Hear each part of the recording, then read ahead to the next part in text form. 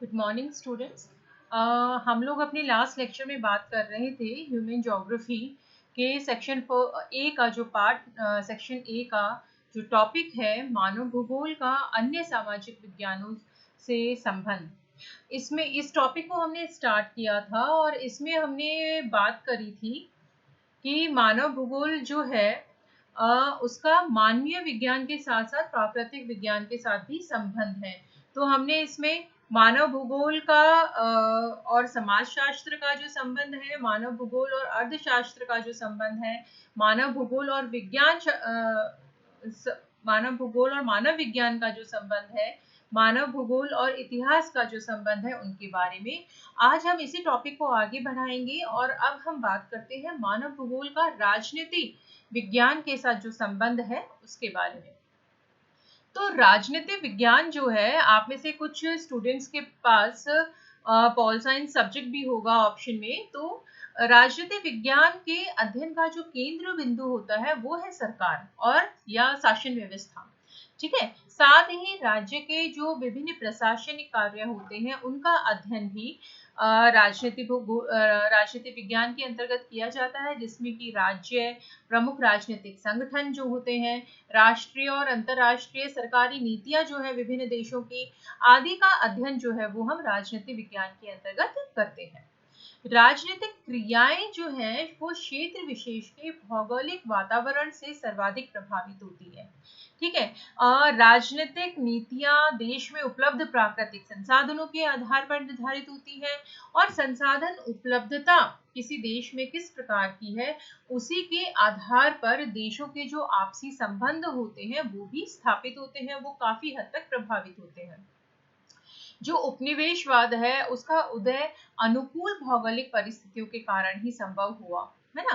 तो और यूरोपीय देशों में जो बढ़ती हुई जनसंख्या, संसाधनों की कमी, यातायात की सुविधा और दूसरे देशों में संसाधनों की प्रचुरता आदि जो कारण थे वो मुख्य रूप से उपनिवेशवाद के उदय के लिए जिम्मेदार थे, उत्तरदायी थे। तो दोनों में यानी कि भूगोल और ये मानव भूगोल और राजनीतिक विज्ञान, इन दोनों ही विषयों के अंतर्गत विभिन्न राष्ट्रों और राज्यों की शासन प्रणाली, सरकार, अंतर्राष्ट्रीय संबंधों आदि का अध्ययन किया जाता है। मानव भूगोल में इसकी एक शाखा होती है भू राजनीति, जिसमें कि भूतल के विभिन्न प्रदेशों की अंतर्राष्ट्रीय राजनीति पर भौगोलिक कारकों का जो प्रभाव पड़ता है उसका विस्तार से अध्ययन किया जाता है, उसकी व्याख्या की जाती है। ठीक है, तो इस प्रकार मानव भूगोल जो है ये राजनीति विज्ञान से भी संबंधित है।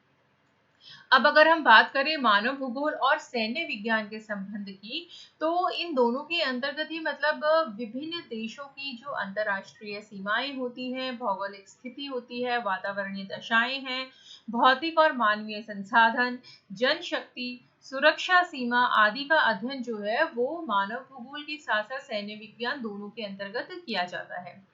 इन दोनों में ही सामरिक महत्व के क्षेत्रों की भौगोलिक परिस्थितियों का अध्ययन किया जाता है। ठीक है, तो सैन्य क्रियाओं के सुचारू रूप से संचालन हेतु मानव भूगोल से भी सहायता जो है वो प्राप्त होती है। भौगोलिक सूचना तंत्र, विश्व स्थितिगत तंत्र, उपग्रहों की सहायता से भौगोलिक जानकारी जो है वो प्राप्त की जाती है और सैन्य विज्ञान में उसका उपयोग किया जाता है।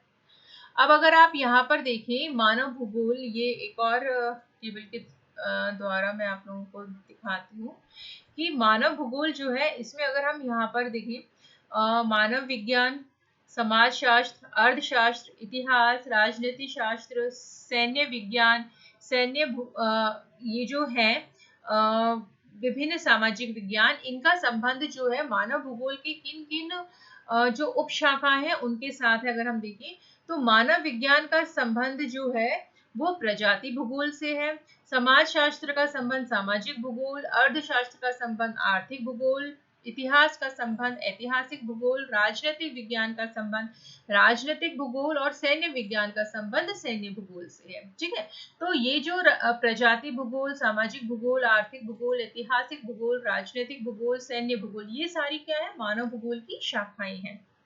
ठीक है, तो इन शाखाओं के अंतर्गत उन्हीं बातों के बारे में, उन्हीं विषय वस्तु के बारे में अध्ययन किया जाता है जिनके बारे में हम मानव विज्ञान, समाजशास्त्र, अर्थशास्त्र, इतिहास, राजनीतिक विज्ञान और सैन्य विज्ञान के अंतर्गत करते हैं। इस प्रकार मानव भूगोल जो है उसका ये जो मानवीय विज्ञान है इन सबके साथ संबंध है। अब हम बात करते हैं मानव भूगोल और प्राकृतिक विज्ञान के जो विषय हैं उनके बीच जो संबंध है उनके बारे में। तो इसमें हम सबसे पहले बात करते हैं मानव भूगोल और गणित की। तो किसी प्रदेश की ज्यामितीय स्थिति, उसकी भौगोलिक स्थिति, ठीक है, ज्यामितीय स्थिति से मतलब है कि कोई स्थान जो है वो कितने डिग्री लैटिट्यूड्स और लॉन्गिट्यूड्स के बीच पर स्थित है, ठीक है। उसकी भौगोलिक स्थिति कैसी है, उसका क्षेत्रफल कैसा है, उसकी आकृति किस प्रकार की है, इन सभी बातों के बारे में अध्ययन जो है वो गणित और मानव भूगोल दोनों के अंतर्गत किया जाता है। अब अगर हम मानव भूगोल और सांख्यिकी यानी स्टैटिस्टिक्स की बात करें तो मानव भूगोल में विभिन्न प्रदेशों की जनसंख्या, उनकी जनसंख्या वृद्धि, जनसंख्या घनत्व, वितरण आदि का अध्ययन किया जाता है। वातावरण के संसाधनों और सांस्कृतिक तथ्यों के मापन में भी सांख्यिकी का प्रयोग किया जाता है, ठीक है। हमें आंकड़े जो एकत्रित करते हैं, हम आंकड़ों के बारे में पढ़ते हैं, इन सब से संबंधित वो एक तरह से हम सांख्यिकी विधियों का प्रयोग करते हैं। तो जातियों और राष्ट्रों की जनांगिकी का उल्लेख किया जाता है, उसमें भी हम सांख्यिकी का प्रयोग करते हैं। मानव भूगोल में नमूना विधि, ठीक है, सामाजिक मापदंडों का प्रयोग सांख्यिकी का अंग है। मानचित्र बनाना, आरेख, आलेख, डायग्राम्स जो है, ग्राफ्स जो है, उन सब में भी हम सांख्यिकी विधि का ही प्रयोग करते हैं। इस प्रकार हम कह सकते हैं कि मानव भूगोल जो है उसका सांख्यिकी यानी स्टैटिस्टिक्स के साथ भी मतलब बहुत गहरा संबंध है। सांख्यिकी के बिना हम मानव भूगोल में जो आंकड़े हैं उनके बारे में नहीं पढ़ सकते हैं। फिर अगर हम नेक्स्ट देखें मानव भूगोल और भौमिकी का जो संबंध है, तो भू आकृतियों, शैल, खनिज पदार्थों के मूल अध्ययन जो है वो भौमिकी के अंतर्गत किया जाता है। इसका मानव विकास से सीधा संबंध होने के कारण मानव भूगोल में भी भूमि की बनावट किस प्रकार की है, भू आकृतियां कैसी हैं, शैल और खनिज पदार्थ किस प्रकार के हैं किसी स्थान पर, आदि का अध्ययन जो है वो विस्तार से किया जाता है। इस प्रकार मानव भूगोल जो है उसका संबंध भौमिकी से भी है।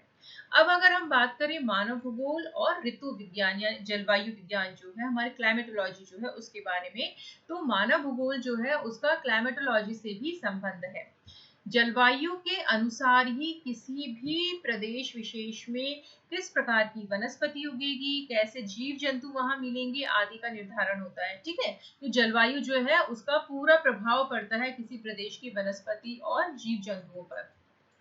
और जलवायु ही मनुष्य के भोजन, वस्त्र, मकान आदि का प्रकार किस प्रकार का होगा वो निर्धारित करती है। कि अगर हम देखें जो भूमध्य रेखा के आसपास वाले भाग है जहाँ पर कि बहुत अधिक गर्मी पड़ती है और आर्द्रता बहुत अधिक है, वहां पर लोग क्या रहते हैं, अर्धनग्न रहते हैं, ठीक है। या जो गर्म प्रदेश है वहां पे सूती कपड़े पहनते हैं। जबकि अगर हम ध्रुवीय क्षेत्रों की बात करें जहाँ पर तापमान बहुत अधिक होता है, बर्फ जमी रहती है, वहां पर एस्किमोज जो है वो जानवरों के समूर वाले जो से बने हुए जो कपड़े होते हैं वो पहनते हैं, फर वाले कपड़े पहनते हैं ताकि वो अपने आप को ठंड से बचा सके। इस प्रकार हम कह सकते हैं कि किसी भी स्थान विशेष की जलवायु किस प्रकार की है वो निर्धारित करती है कि लोगों के वस्त्र कैसे होंगे, उनके मकान कैसे होंगे, उनकी भोजन व्यवस्था जो है वो कैसी होगी। साथ ही जलवायु ही किसी क्षेत्र विशेष में फसल की खेती किस प्रकार की होगी, स्वास्थ्यपूर्ण और सुविधाजनक स्थान को निश्चित करती है। मानव भूगोल में ऋतु और जलवायु का विश्लेषण जो है वो किया जाता है। अब अगर हम बात करें मानव भूगोल और मृदा विज्ञान की, तो सभी मनुष्य चाहे वो शाकाहारी हो चाहे वो मांसाहारी हो का भोजन जो है वो हमें प्रत्यक्ष या अप्रत्यक्ष रूप से मृदा से ही मिलता है। भोजन उत्पन्न करने वाली मिट्टी का अध्ययन जो है वो मानव भूगोल और मूल रूप से मृदा विज्ञान का विषय है। इस प्रकार मानव भूगोल जो है उसका संबंध मृदा विज्ञान से भी है।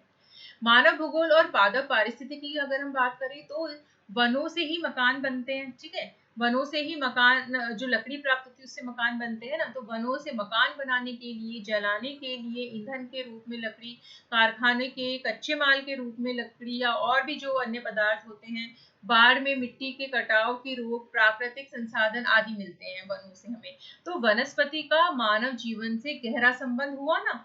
तो इस प्रकार मानव भूगोल जो है और पादप पारिस्थितिकी जो है ये दोनों भी संबंधित हुए।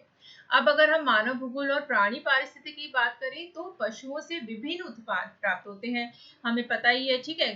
खेती करने के काम आते हैं पशु, सामान ढोने के, यातायात में प्रयोग आते हैं, जैसे ऊंट, बैल, है ना, गाय आदि जो है उनका सामान ढोने के लिए खच्चर, घोड़े, है ना, यातायात के साधनों में भी प्रयोग होता है, सामान ढोने के लिए भी प्रयोग होता है और खेती करने के लिए भी प्रयोग होता है।